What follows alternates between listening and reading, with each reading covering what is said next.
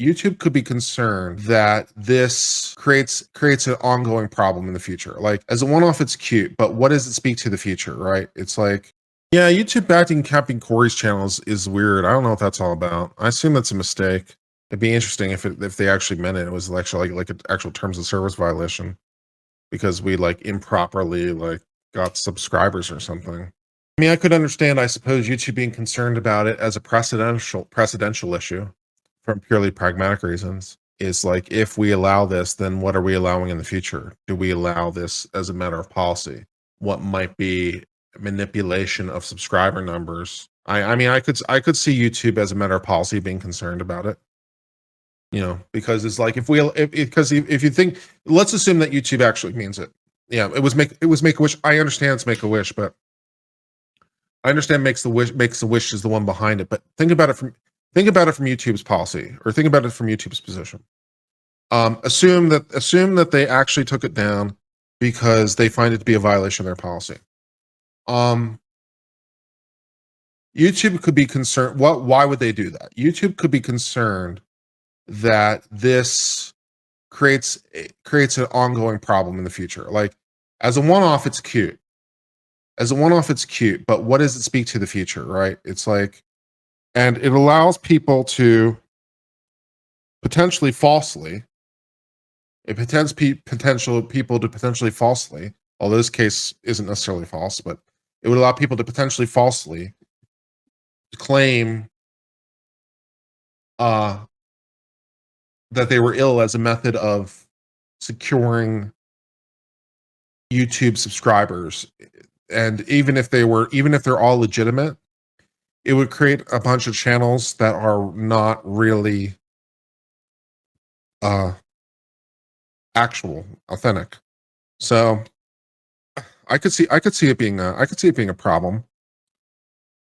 So you can't say you're ill. It wouldn't be that you wouldn't say you're ill. You wouldn't be allowed to artificially influence your numbers like that. I could see because Make-A-Wish, and I could even see Make-A-Wish being concerned about it, because Make-A-Wish Foundation somewhat famously stopped doing campaigns for like physical mail, where people who said, I'm dying, I want to receive more postcards than anyone else. I want to see more letters than anyone else. And they found it the hard way that leads to actually a lot of problems. And they stopped doing it as a matter of policy a long time ago. So I could see some reasons where YouTube would be concerned about it as a matter of policy. I could see things where it would be like, it would create problems. I mean, I don't know that's what YouTube is thinking, but I could see them being concerned about it. I could see them seeing this is a manipulation. And if we allow this for good reasons, like the road to hell is paved with good intentions. And so maybe they're thinking about this and being like, this creates problems. This creates more problems than it's solving. So I found a story that's kind of talking about one of the problems from like why Make-A-Wish. So there's a cautionary tale about why if they are scared, why they might be scared. This is from Freelance Star 1993. Why YouTube might be a little bit concerned, or why there might be an issue here. I'll read you this story. There was once a boy named Craig who was in the midst of a fight against cancer, asked a stranger to grant a simple request. Send get well cards, lots of them, enough to lift a sick child's spirits and break a world record. Craig got his wish. Ordinary people and heads of stake alike responded to the 7-year-old British boy's plea, sending more than 16 million greeting cards in a year's time and breaking standing record within months. Now, 4 years later, he has recovered.